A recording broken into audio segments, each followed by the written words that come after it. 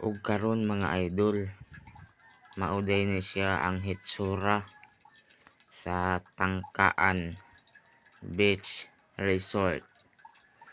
So first time nako nga mianhi or miabot din hing napita mga idol sa Tangkaan Beach Resort.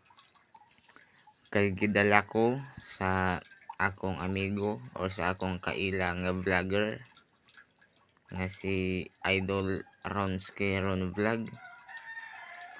Ming suroy ming dapita diri ang mga idol kay ming abot man lagi ang iyang igsuon gikan sa abroad ug human sa fiesta sa ilang barangay.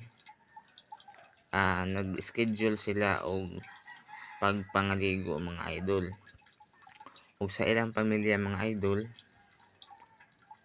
dinhi silang dapita nakaangay aning lugar mga idol sa Tangkaan Beach Resort, ug dinhi sila nangaligo.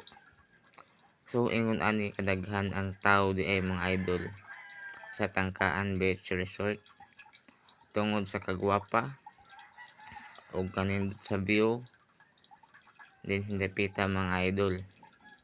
Ug nakita asabday nato dinhi ang atong mga kaila nga mga vlogger nga labi na ang mga vlogger sa barangay Himakilo. Ug naaday din hindapita si Dong Chani mga idol. I-follow usab ninyo ang iyahang Facebook page mga idol, si Dong Chani mga idol.